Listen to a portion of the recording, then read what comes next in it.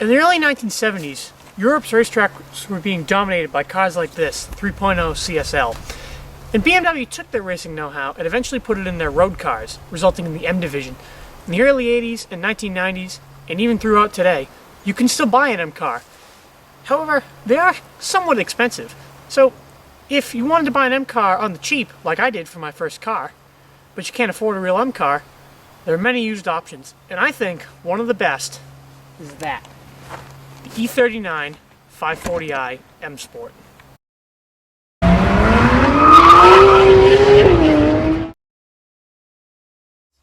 think the E39 is aging excellent. If you took the badges and the kidney grills off, it's instantly recognizable as a BMW. And for the non-M BMWs, the E39 is my favorite. In the M Sport, I just love the way this car looks, and you get these Style 66 rims, which just give it a bit more of a sporty, aggressive look. But if you don't know cars, you wouldn't know that this has near M5 performance. This car is kind of a sleeper, and I love that about it. Now that we're in the interior, I just want to talk about how much I really like this interior. I mean, it oozes quality, and I also love how old BMWs do this where the dashboard is angled towards the driver. I just love that. I think it's a great styling feature. Now, you could say it's a little antiquated in here, and maybe you'd be right. I mean, there's a tape deck.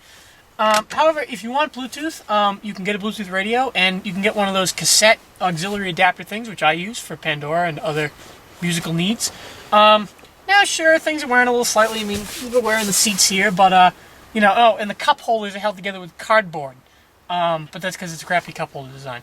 Other than that, it really is just a very, very nice place to spend a lot of time. Alright, enough about styling. Let's talk about the performance side of the equation, in which this car does very well. Alright, so we're on the road in the 540. Now, let's talk about the power. Now, I don't like to dwell on stats too much, but they have their place. Horsepower, 282. Doesn't sound like much in today's day and age. And, well, you might have a point, except that 325 pound-feet of torque. That is not a small number, and that's really what makes this car as fast as it is. 0 to 60 is around 5 seconds.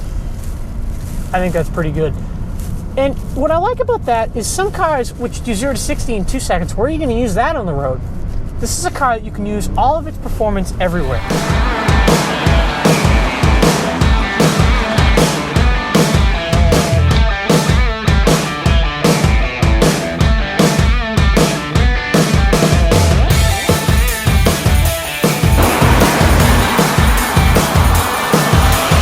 It's like that old adage, there is no replacement for displacement. There really isn't. There's just nothing like V8 or a really nice straight six. A Turbo 4 will never be able to match that in sound, in feel, in response. I'm sorry, they just can't. Now, I love the GTI and I love the Fiesta ST as well. The GTI is actually kind of about the same 0 to 60, but it just feels so different when it does it. And I just much prefer the naturally aspirated nature of this car. Yes, more of that, please. The heel and toe placement in this car really is fantastic. And it's things like that that really let you know this is a driver's car. Now, when I was first looking for my first car, I wanted an E46 wagon because I like to mountain bike and do things like that that require, you know, cargo space.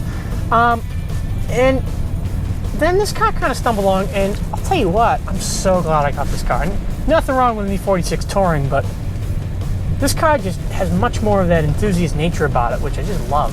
Now, when you get the M Sport package, you get M-Tune suspension, which is just such a nice touch to have. In 2003, they did a version of this car with a limited slip differential. Now that is pretty much an M5 in disguise, apart from the power. My car does not have the limited slip differential, but it does have the M-Tune suspension. So things I don't like. Well, the shifter is not really that great of a shifter, to be honest. If you've ever driven a BMW, it feels like that kind of rubbery, you know, kind of loose shifter feel. As far as some issues I've had with this car, I've had a coolant hose go and my coolant expansion tank, so those are two separate issues. I had to put a clutch in it, but, you know, any car with 140,000 miles on it, you know, that's a risk anyway. I had a brake disc warp, but other than that, those have been the only surprise things. Obviously there are wear items, but you're going to get that on a Toyota Camry as well from the same era. And it's kind of in some ways a last of the breed car. Naturally aspirated V8, manual transmission, rear-wheel drive. Where do you find that nowadays? It's the perfect blend, I think, of an old school car that you could drive every day. You don't really make that many compromises about it. Most people don't really know what this is. Most people just think it's an old 5 Series. However, though, you get someone who knows their cars and they know what this is. And that's just kind of a cool thing. It's a sleeper. And I do love a good sleeper.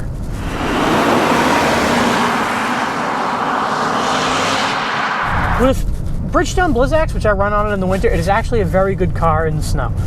You don't want to stop on a steep hill or anything like that, but it's actually very good. There will be a video coming up later in the year about that, which when winter returns I will shoot.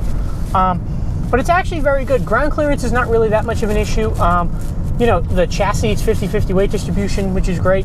The issue is just all the torque, which, even with Blizzaks can't overcome it all the time, but for the most part, it's a good car in the snow. So over the course of Cars and Comments, we're going to tell you all about this car. Anything cool that happens with it, or, maybe you have reliability issues, whatever. I'll cover it and I'll tell you, because this is a car that you should seriously think about if you're looking for an old sports sedan. And if you can't afford an M BMW, this is a really good way to go. It really does capture that M-car-ness without, spending as much money as an M-car. If that sounds appealing to you, and I hope it does, please subscribe. Thanks for watching. My name is Drew Crowley, and I'm done for today.